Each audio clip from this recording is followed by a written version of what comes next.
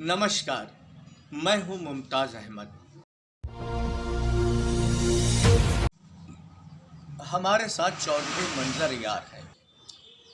मंजर साहब, आपने अपनी शुरुआत जो करी समाज से जुड़ के, लोगों की खिदमत करके, तो आपकी नज़रिया से जिस तरह से मौजूदा समय में सरकार दावे कर रही है, सरकार ये भी कह रही कि हमने आम जनमानस को हर तरह की सुविधाएं दे रखी हैं, चाहे वो अनाज के रूप में हो, चाहे वो आवासीय योजना के रूप में हो, चाहे किसान के खाते का पैसा हो, या फिर बच्चों की शिक्षा से संबंधित। तो इसको देखते हुए और आपकी नज़रिया से अभी ज़मीनी स्तर पे क्या फ़र्क नज़र आ रहा है? देखिए, तो वही बात हो गई कि 5 साल सरकार को पूरे हो गए। 5 साल मैंने आपकी जम की कुटाई करी और आखिर वाले दिन मैंने आपको लॉलीपॉप देने का काम किया। पूरे 5 साल उत्तर प्रदेश में योगी जी की सरकार रही। केंद्र में भी भाजपा की सरकार है, जिससे डबल इंजन सरकार कही जाती है। धरातल पे इनका कोई झंडा नहीं रहा, न स्वास्थ्य क्षेत्र में, न किसानों की समस्याओं के बारे में, न बच्चों के रोज़गार के बारे में, ना ही किसी तरह का ऐसा विकास कार्य यूनिटें या ऐसी कोई लगी जिससे युवाओं को रोज़गार मिल सके। किसानों की हालत तो आप लोग ज़्यादा अच्छे तरह जानते हैं। 1 साल वो लोग बैठे रहे, हर मौसम उन्होंने झेला। 700 से ऊपर ज़्यादा मौतें होंगी। आज आप किसानों की बात कर रहे हैं। आपने अचानक कोरोना काल में लॉकडाउन लगा दिया, हज़ारों लोग मर गए, पैदल हज़ारों किलोमीटर का सफ़र किया। आज उनको आप 5 किलो राशन देना चाहिए। ये है आपकी तरक्की। 700 आपके पूरे यूपी के अंदर जो जीडीपी है वो इस बात को खुद गवाही दे रही है। आप कह रहे हैं मैं इतने लोगों को राशन दे रहा हूँ। आपके परसेंटेज के हिसाब से 75% आबादी जो है गरीबी तबके के नीचे चली गई। आपके खुद एनसीआरबी की रिपोर्ट कह रही है आपके यहाँ 75% लोगों को राशन देना, यानी कि आपके यहाँ गरीबी दर इतना नीचे है। आज भी आप खुद एक्सेप्ट कर रहे हैं, तो आपने तरक्की कहाँ करी? आप किसी भी एजेंडे पे, आपके पास कोई मैनिफेस्टो नहीं था, आपने अपने मैनिफेस्टो पे काम ही नहीं किया, तो तरक्की क्या करेंगे? मैं कहीं पर उनकी बात से संतुष्ट नहीं। देश में जो राजनीति का प्रचलन है, उससे आप कितना संतुष्ट हैं? बड़ा अफसोस के साथ कहना पड़ रहा है कि जो इस वक्त की राजनीति है, जो इस वक्त राजनीति की परिभाषा आ रही है, जो दिखाया जा रहा है, ये आने वाली पीढ़ी के लिए बहुत ही अंधकारमय समय देखने को मिलेगा। अभी आपके जनपद फतेहपुर में आप ही के एक भाइयों का चैनल का डिबेट था सर, चुनाव को लेके। अमर उजाला को शायद पटेल नगर चौराहे पे आपको जानकारी होगी। वहाँ एक राष्ट्रीय पार्टी के दल के ज़िले के अध्यक्ष यूथ के कोई क्वेश्चन करते हैं तो उनको सत्ताधारी दल के 2500 लोग मिलकर बेल्टों से, जूतों से मारेंगे। क्या यह है लोकतंत्र? क्या सत्ता का मतलब यह है कि आप किसी को आवाज़ नहीं उठाने देंगे, विपक्ष की आवाज़ को दबाना चाहेंगे? जब विपक्ष की आवाज़ दब जाएगी तो लोकतंत्र खत्म हो जाएगा। ये सीधा इतिहास इस बात का साक्षी है। हर राजनीतिक दल खुद को लोकतांत्रिक कहता है। क्या वास्तव में दल लोकतांत्रिक है? देखिए, कोई दल ज़्यादा लोकतांत्रिक है और कोई दल लोकतंत्र की सिर्फ नाम लेता है, किताबी और जुमले में इस्तेमाल करता है, और लोकतंत्र का कोई लेना देना नहीं। मैं जहाँ तक, चूँकि आपने बताया, मैं चूँकि समाजवादी पार्टी से जुड़ा हूँ, माननीय अखिलेश यादव जी ने अपनी सरकार में जो भी योजना दी, चाहे 118 रही हो, चाहे 112 रही हो, चाहे सिंचाई रही हो, चाहे शिक्षा रही हो, चाहे समाजवादी पेंशन रही हो, ये हर समाज के लिए थी या नहीं थी? आप मुझको ये बताइए। क्या 118 में जात पूछ के आदमी को चढ़ाया जाता था? क्या नहर का पानी जात पूछ के उनके खेतों में जाता था? क्या 55 लाख महिलाओं को जो पेंशन मिली थी, क्या उसमें जात का आधार था? क्या 18 लाख जो बच्चों को लैपटॉप मिला था, क्या उसमें कहीं जाति समीकरण आपको देखने को मिला था? तो जहाँ तक लोकतंत्र की बात है, तो मैं कहूँगा कि माननीय अखिलेश यादव जी ने जो अपने 5 साल का कार्यकाल किया, उसमें कहीं भी जातवाद का भेदभाव, क्षेत्रवाद का भेदभाव, भाषाओं का भेदभाव, वर्ग विशेष का भेदभाव कहीं नहीं रखा। बड़ा अत्याचार तो महिलाओं के साथ हुआ। पूरे देश की हालत बहुत बद से बदतर हो गई है। महिलाओं का घर से निकलना इतना सुरक्षित हो गया है। एनसीआरबी की रिपोर्ट कहती है कि भारत में सबसे ज़्यादा महिलाओं का शोषण हो रहा है, और उसके बाद अगर भारत में किसी प्रदेश में शोषण हो रहा है तो उत्तर प्रदेश में हो रहा है।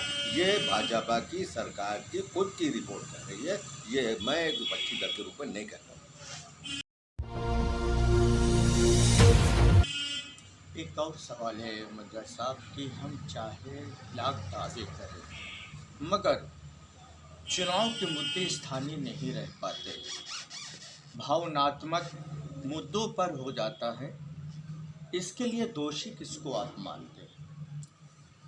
इसके लिए दोषी हम वोटर को भी मानते हैं और साथ में राजनीतिक दलों को भी मानते हैं। वो अपनी कमियों को छुपाने के लिए, जो भी राजनीतिक दल सत्ता में अगर है उसने काम नहीं किया है, जनहित से जुड़े कार्य नहीं किए हैं, तो वो जनता की भावनाओं के साथ अपने धार्मिक एजेंडे को जोड़ देती है, और कहीं ना कहीं हम जैसे मासूम वोटर उनके बहकावे में आकर उनको वोट दे जाते हैं।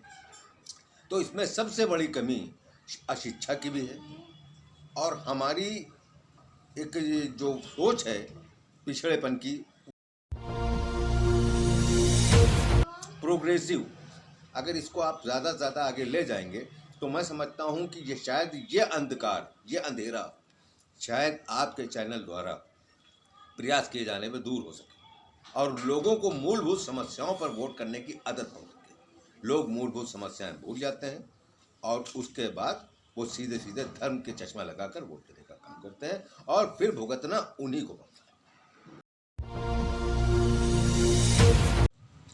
अगर युवाओं के नेतृत्व में राजनीति दे दी जाए तो इस कदम को आप कैसा समझते हैं आपके नज़रिए से? युवाओं को बहुत ही ज़रूरी है राजनीति में भी आगे आना, क्योंकि आज का युवा एक अच्छी सोच, एक अच्छी पढ़ाई के साथ अगर आगे आएगा तो जाहिर सी बात है उसके द्वारा किए गए कार्य हमारे देश को आगे ले जाने का काम करेंगे। लेकिन उसी के साथ बुजुर्गों का आशीर्वाद, उनका साथ एक सलाह के रूप में, एक आशीर्वाद के रूप में भी उतना ही ज़रूरी है जितना कि युवाओं का जोश। क्योंकि युवा अगर जोश में होश खो बैठेगा तो वो चीज़ सामने नहीं आएगी जो आप चाहते हैं या आपका चैनल चाहता है कि युवाओं का जोश तो चाहिए, युवाओं के साथ हमारे देश की तरक्की तो चाहिए, लेकिन हमारे साथ के साथ कहीं ना कहीं हमको बुजुर्गों का आशीर्वाद, उनके साथ की भी बहुत आवश्यकता है। युवा जाहिर सी बात है आगे आके वही देश को संभालेगा, इस बात के लिए मैं आपकी बात से सहमत भी हूँ, लेकिन उनको जोश में से नहीं, होश से भी काम करें। जैसे आरक्षण या धार्मिक मुद्दों पर सियासत क्यों नहीं होनी चाहिए? इन मुद्दों को सियासत के लिए गलत मानते हैं आप?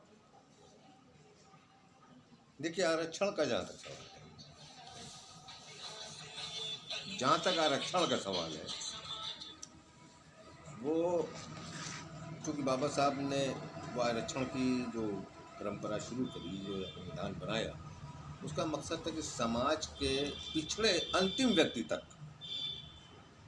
सरकार की योजनाओं का लाभ पहुंच सके, जो गरीब तबका है वो पढ़ लिख सके, रोजगार पा सके। ये एक परंपरा आरक्षण को लेकर थी। और मैं समझता हूँ जहाँ तक आरक्षण का सवाल है, आरक्षण में कुछ न कुछ डिफाइन कर देना चाहिए कि अगर पढ़ाई में हमने आपको आरक्षण दिया है तो हम सरकारी नौकरियों में उसको रोकें या हम सरकारी नौकरी में दें। कुछ इस तरह का मॉडिफिकेशन किया जा सकता है, लेकिन आरक्षण मुद्दा गलत नहीं है। रहा सवाल धार्मिक मुद्दा, तो धर्म से राजनीति को कतई नहीं जोड़ना चाहिए। हर व्यक्ति को हिंदुस्तान की संविधान में छूटें रखी है कि अपने अपने धर्म के हिसाब से पूजा करें, अपने धर्म के हिसाब से अपने भगवान से अर्जी लगाएं, और सभी लोग स्वतंत्र हैं अपने धर्म के हिसाब से। लेकिन उस ऐसे धर्म से कि दूसरे धर्म को चोट पहुँचे या उसके धर्म का अपमान हो, ये कोई भी मजहब न सिखाता है, न मैं इसकी छूट देता हूँ, न मैं इसकी इजाज़त देता हूँ कि धर्म से राजनीति को जोड़िए। और राजनीति से धर्म को जब जब जोड़ा गया, जिस देश ने जोड़ा वो देश गर्त में चला गया, उसने कभी तरक्की नहीं कि किसानों की आपने करी, जी। तो हमारे जमुना बेल्ट की अगर हम बात करें, जहाँ पे अभी कुछ दिन पहले मेरा जाना हुआ था, तो वहाँ के किसानों का कहना है कि हम लोगों के पास ना ही मौजूदा सरकार के कोई विधायक आए और ना ही इसके पहले जो सरकार थी, यानी कि सपा की, आप लोगों की सरकार, उनके भी कोई भी नुमाइंदे हम लोगों के पास नहीं आए। हम लोग खेती किसानी अपने बलबूते पे करते हैं। तो जब आपकी सरकार थी, आपके नुमाइंदे भी वहाँ तक नहीं जा पाए, और मौजूदा सरकार में तो बात किसानों की, तो आप किस पहलुओं से इन किसानों की मतलब जो मेहनत है, जो उनकी ज़रूरियात हैं, किस नज़रिए से देख रहे हैं आप? और सरकार बनती है तो उनके लिए क्या सार्थक कदम उठाए जाएंगे आपके? देखिए, बात आपकी सही है, लेकिन आप चूँकि जनपद के रहने वाले हैं, लगभग 15 से ऊपर साल, 20 साल हो गए खागा में, जमुना कटरी की मैं बात कर रहा हूँ जहाँ तक। तो 15 साल के ऊपर खागा हो गया, वो भी जमुना कटरी में इस समय आता है। उसके बाद अयाशा विधानसभा करीब 30 साल से हमारे हाथ में नहीं है, 30 से 35 साल हो गया, यानी एक बड़ा लंबा अरसा बीत गया। उसके अलावा राहत वाल जहानाबाद का, जहानाबाद में हमारा विधायक रहा, एक छोटे से हिस्से में जमुना के उसका सरकार में रहा। और सबसे बड़ी दुर्भाग्य की बात थी, जब हमारी प्रदेश में सरकार थी तो देश में हमारी सरकार नहीं थी। लेकिन ये एक मतलब ये कहना अपने आप में गलत भी साबित होगा।